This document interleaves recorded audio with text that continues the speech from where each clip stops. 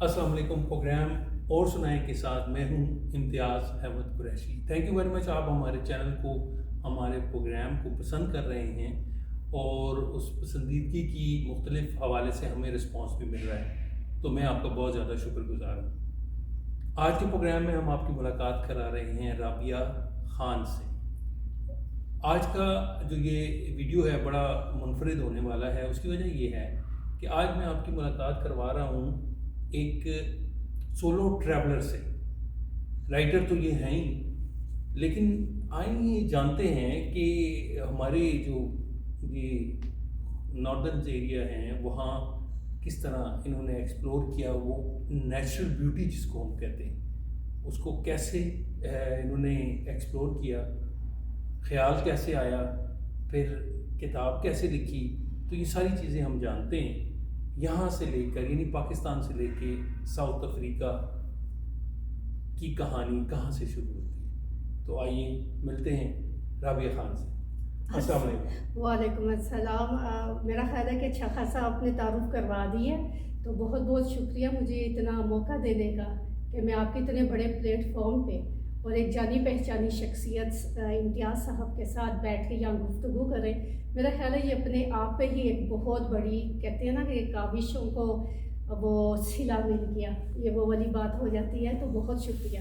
Welcome. ہم آپ لوگ جو کچھ لکھنا چاہتے ہیں, کچھ لکھتے ہیں, جی جی, اور لکھنا جو ہے جہاں بھی لکھا جائے گا, جہاں پڑھا جائے گا, جہاں شاعری ہوگی, جہاں ادب ہوگا, وہاں انتصاب کہانی چینل اور اس کا یہ پروگرام اور سنائیں جو ہے وہ انشاءاللہ. تو میں ایک ادنا سا اور بالکل ہی عاجز سا انسان ہوں, اور بس کوشش کرتے ہیں کہ ادب کے حوالے سے اللہ آپ کی کوششوں کو کامیاب کرے. جی یہ بہت بڑی خدمت ہے ادب کے حق میں. بہت شکریہ, بہت شکریہ. اچھا رابعہ, میں سب سے پہلے تو آپ مجھے یہ بتائیں کہ کتاب کے حوالے سے تو ہم بعد میں بات کریں گے, پہلے مجھے یہ بتائیں اپنے بارے میں کہ کیا ہے آپ کی کوالیفیکیشن, کیا ہے, کیا براٹ اپ کہاں ہوں. اصل میں ایسا ہے کہ وہ ہم لوگ سارے بہن بھائی تو لاہور کے ہی ہیں, کہتے ہیں نا bred and born and bred. تو ہمارے پیرنٹ جو ہیں وہ ایبٹ آباد ہزارہ سے ہیں, تو ہم لوگوں کی ساری زندگی آلموسٹ لاہور میں گزری. تو پھر ایک سٹیج پہ میں نے گریجویشن کیا لاہور کالج لاہور سے, that time it was under Punjab university. تو اس کے بعد بہت ساری ہمارے معاشرے کے حساب سے شادی ہو گئی. شادی ہونے کے بعد یہ ہوا کہ لائف جو تھی وہ یکسر چینج ہو گئی, رسپانسبلٹیز اور ذمہ داریاں پڑ گئی. تو پھر 1994 سے تو ہم لوگ ویسے ہی ساؤتھ افریقہ جوہانسبرگ شفٹ ہو گئے. تو پاکستان سے جو تعلق تھا وہ میرے ماں باپ کی وجہ سے ہی بنا رہا, بہن بھائیوں کی وجہ سے بنا رہا. اس کے علاوہ کوئی اتنا خاص اس کے بعد کوئی تعلق یا لنک نہیں رہا.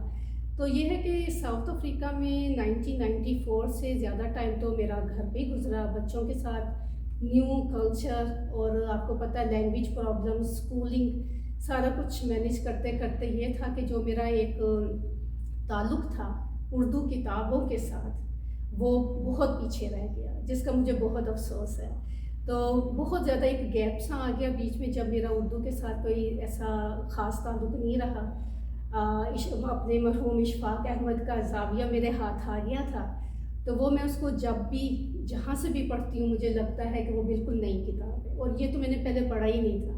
اس قدر وہ خوبصورت ان کی جو بھی ایک ان کا اپنا سٹائل تھا لکھنے کا ماشاءاللہ. تو وہ مجھے ایک احساس دلاتا رہا کہ نہیں, واپس کچھ نہ کچھ کرنا ہے اپنی اردو زبان کے ساتھ اور اپنے ادب کے ساتھ. تو بٹ اینی ویز لائک 2009 میں آفیشلی میں نے وہاں NGOs جوائن کرنی تھی, جس میں ہیومینیٹیرین کمیونٹی ورک جو تھا وہ سارا شامل تھا. تو گفٹ آف دا گیورز جو ہے, جس کو میں کبھی بھی نہیں بھول سکتی, جنہوں نے مجھے بہت زیادہ اپریسیشن دی, مجھے بہت زیادہ انوالو رکھا اپنے کاموں کے ساتھ. تو پاکستان میں بھی انہوں نے 2 بڑے پروجیکٹ کیے ہوئے.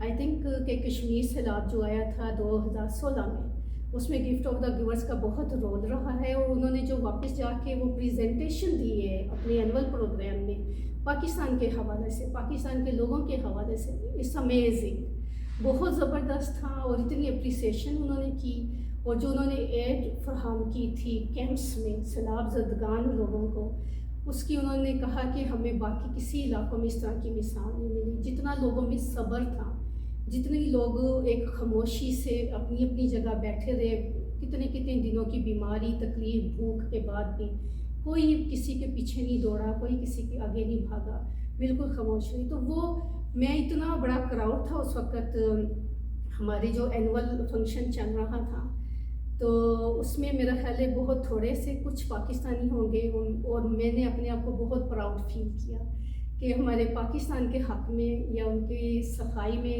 لوگوں نے بڑی سچائی کے ساتھ بات کی ہے. تو گفٹ آف دا گیورس. تو اس کے بعد القدس فاؤنڈیشن، جن کے فاؤنڈر ہیں مرحوم مولانا احسان ہینڈرک، تو ان کے ساتھ مجھے فلسطین کے لیے بہت کام کرنے کا موقع ملا. مجھے کبھی اس چیز کا احساس نہیں ہوا کوئی دوسری نیشنلٹی ہے، کوئی دوسرا پروجیکٹ ہے، نہیں، مجھے ہمیشہ یہ فیل ہوتا تھا ہیومنس بینگ سفرنگ، یعنی کہ دوسرے لوگوں کی کوئی تکلیف اور پریشانی. تو اس میں بہت زیادہ انوالو تھی. میرے بچے ابھی پرائمری اسکول میں تھے، لیکن ان میں مجھے اپنے بچوں کی طرف سے، دونوں بیٹوں کی طرف سے بڑی سپورٹ رہی.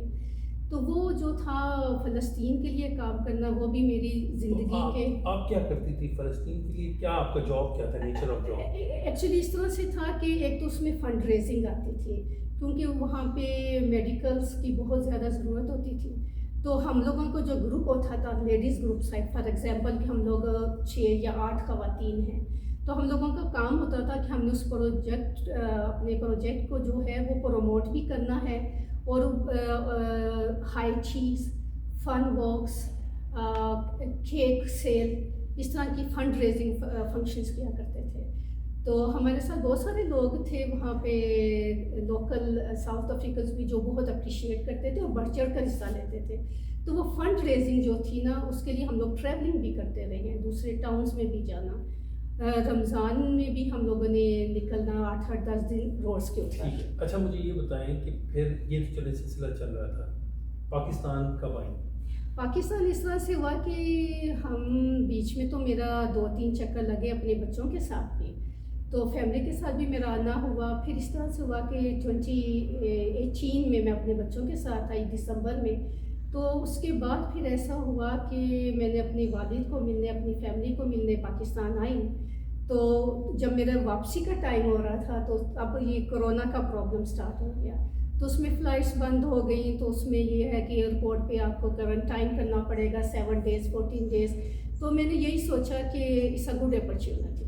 تو پاکستان میں زیادہ ٹائم سپینڈ ہو رہا ہے میرا، اپنے والد کے ساتھ ٹائم زیادہ سپینڈ ہوگا، تو اس وجہ سے یہ ہوا کہ میرا پاکستان میں اسٹے لمبا ہو گیا. تو وجہ صرف یہی تھی کہ اپنی فیملی کو وزٹ کیا جائے. جی. اس کے بعد کیا ہوا جب آپ کورونا کے سال اسکیری. اس کے بعد یہ کیا ہونا تھا کہ اصل میں میرے والد فوت ہو گئے، انا للہ و انا الیہ راجعون. تو اس کے بعد پھر یہ تھا کہ ابھی میرے پاس ٹائم تھا، تو مجھے جو بیسٹ آپشن تھا میرے لیے وہ تھا ٹریولنگ، پاکستان کی سیاحت کرنا، جو کہ میں ساؤتھ افریقہ میں بھی کرتی ہوں. میں ٹریکس کرتی ہوں، ہائکنگس کرتی ہوں. تو ہم لوگ اس طرح کے بہت سارے کاموں میں انوالوڈ ہیں. تو یہ اٹریکشن تھی میرے لیے کہ جب میں پاکستان میں ہوں تو سفر کو زیادہ سے زیادہ انجوائے کیا جائے. تو آپ بلیو نہیں کرو گے کہ میں نے سفر کا آغاز کیسے کیا. بس مجھے ایسے خیال آیا کہ کیا کیا جائے. اسلام آباد میں تو میں بہت آتی رہی ہوں، اسلام آباد کے سارے علاقے میں نے دیکھے ہوئے ہیں، مارگلا ہلز کے ٹریلز میں نے کیے ہوئے ہیں. میری فیوریٹ جگہ ہے لوک ورثہ، جو میں سارا دن وہاں گزار سکتی ہوں وہاں پہ. تو میں نے کہا اسلام آباد سے آگے کا سوچا جائے. تو اس کے لیے میں نے کیا کیا کہ just book the ticket for Swat. تو سوات کے لیے میں لاہور سے نکلی، سوات سے ہم لوگ مینگورا آئے. تو مینگورا پہ میں نے کوئی 2-3 دن کے لیے اکیلی تھی، مطلب آپ جیسے کہہ رہی ہیں؟ بالکل اکیلے، بالکل اکیلے. میرے پاس صرف بیک پیک تھا جس میں میرے کوئی 4-5 کپڑے ہوں گے. میرے پاس اس وقت جو پیسے تھے، آپ ہنسیں گے، تو 40,000 روپیز. تو میں نے کہا کہ میں نے 5,000 اس وقت نہیں، اینڈ ٹوورڈز اینڈ، تو میں نے کہا کہ ان پیسوں سے جتنا ٹائم میں باہر گھوم سکتی ہوں، جتنی دیر میں باہر رہ سکتی ہوں میں رہوں گی. اور جب مجھے لگے گا یار پیسے ختم ہو گئے واپس چلو، تو میں گھر کی راہ لے لوں گی. تو بس یہ سوچ کے میں نے بیگ میں 4 کپڑے ڈالے تھے، یقین کریں آپ، اور کچھ نہیں. اور میں آ کے یہ فیصل موورز پہ بیٹھ گئی تھی. میں نے کہا جی جب بھی نکلیں گے سوات کے لیے مجھے بھی لے لیں ساتھ. تو اس طرح سے میرا سفر کا آغاز ہوا، جس کے اوپر میں نے اپنا سفر نامہ اپنے دیش میں اجنبی لکھا. تو سوات سے منگورا، معلم جبہ، تو وہاں سے واپس منگورا، وہاں سے میں نکل گئی تھی کلام کے لیے. تو کلام کی جو اپنی ایک اٹریکشن ہے، میں کہتی ہوں اس میں جو کہتے ہیں نا اسرار و رموز، مجھے وہ بہت ایک تھا کشش تھی کہ یار کلام ضرور جایا جائے. اور کلام میں رہی ہوں تو اتفاق کی بات ہے میں شنگریلا میں رکی تھی، اور وہاں کے جو مینیجر یا اونر تھے فقیر صاحب بہت کوآپریٹو، بہت فرینڈلی ماشاء اللہ. تو وہاں میں نے اچھا ٹائم گزارا. وہاں سے میں نے مہو ڈھیل جھیل، وہ ایک خاص جگہ تھی. پھر وہ جہاں پہ میں ٹھہری ہوئی تھی دریائے سوات جو گزرتا ہے، تو اس کے اوپر ہے گرین پوائنٹ، جہاں سے آپ پوری کلام کی ویلی نیچے وادی دیکھ سکتے ہیں. اور جب میں اوپر ٹاپ پہ پہنچی اس وقت اس قدر زبردست ہوا چل رہی تھی، یعنی کہ کھڑا ہونا مشکل تھا. اور میرے ساتھ کوئی نہیں تھا، ایک ڈرائیور تھا، تو وہ بیچارہ میرے پیچھے پیچھے ڈرتا ہوا پھر رہا ہے کہ یہ کہیں گر نہ جائے ہوا کے ساتھ. اتنا شدید قسم کی ہوا تھی، لیکن خوبصورت، اس قدر خوبصورت. مجھے اس طرح کی جو مقام ہے جیسے جنگل ہیں یا پہاڑ ہیں نا امتیاز، مجھے پتہ نہیں کیوں اس میں لگتا ہے کوئی پراسراریت ہے، کوئی مسٹری ہے اس میں. تو مجھے لگتا ہے کہ مجھے اس کو آپ کو اپنی طرف اٹریکٹ کرتے ہیں. مجھے ایسے لگتا ہے کہ کوئی چیز مجھے بلاتی ہے، کوئی چیز مجھے کھینچتی ہے. ناردرن ایریاز کے بارے میں جو ہے کچھ کہتے ہیں نا سیلانے لوگ جو ہے نا وہ ان کو یہ چیزیں اٹریکٹ کرتی ہیں. اور آپ کا تو بڑا ایک تو یہ بڑی حیرت کی بات ہے کہ آپ اکیلے نکل گئی اور پھر ناردرن ایریاز کی طرف پھر چل سو چل کلام پہنچ گئے، کلام پہنچ گئے اور اکیلے. آپ کو ڈر نہیں لگتا؟ اچھا یہ سوال بہت سارے لوگوں نے کیا ہے مجھے کہ آپ کو ڈر نہیں لگتا. تو مجھے نا تھوڑی سی کنفیوژن ہوتی ہے کہ اگر ڈرا بھی جائے تو کس سے ڈرا جائے. آپ پہلے مجھے ڈرائیں کہ وہ یہ چیز ہے یا ایسا ہو سکتا ہے تو پھر شاید میں ڈروں بھی. تو مجھے ایسے آنیسٹلی جو پہلی میں نے ٹریولنگ کی تھی نا، دو ہفتہ میں شمالی علاقہ جات میں رہی ہوں. میں نے کہا نا جب تک پیسے نہیں ختم ہوں گے تب تک ادھر ہی ہوں. تو مجھے بالکل ڈر نہیں لگا آنیسٹلی. امتیاز یہ تھا کہ میں یوز ٹو نہیں تھی نئی نئی جگہوں پہ جانا اور وہاں پہ سو جانا آرام سے، ایسی عادت نہیں تھی مجھے. اپنے گھر میں ساؤتھ افریقہ میں تو میں اپنے تکیے کے بغیر بھی نہیں سو سکتی، لیکن جب میں نے ٹریولنگ شروع کی تو میں نے یہ عادت اڈیپٹ کر لی تھی. مجھے یہ بتائیں، آپ نے کہا کہ ساؤتھ افریقہ میں بھی آپ جو ہے ٹریولنگ کرتی تھی، تو وہ کتنا سیف آپ نے فیل کیا اور یہ تجربہ کیسا؟ اچھا یہ ہے نا کہ ساؤتھ افریقہ میں ہمارا ماشاءاللہ سے پورا گروپ ہے. ہم لوگ 6, 8, 10, 12 اس طرح سے لوگ مل کے ہائکنگ پہ جاتے ہیں. ایک بڑی سمپل سی ایگزامپلس آپ کو دوں گی. کیپ ٹاؤن میں تو بہت خوبصورت ہے، پتہ ہوگا آپ کو، ویل ٹریلز. ویل ٹریلز جو تھا ہمارا وہ 5 دن کا ہائک تھی.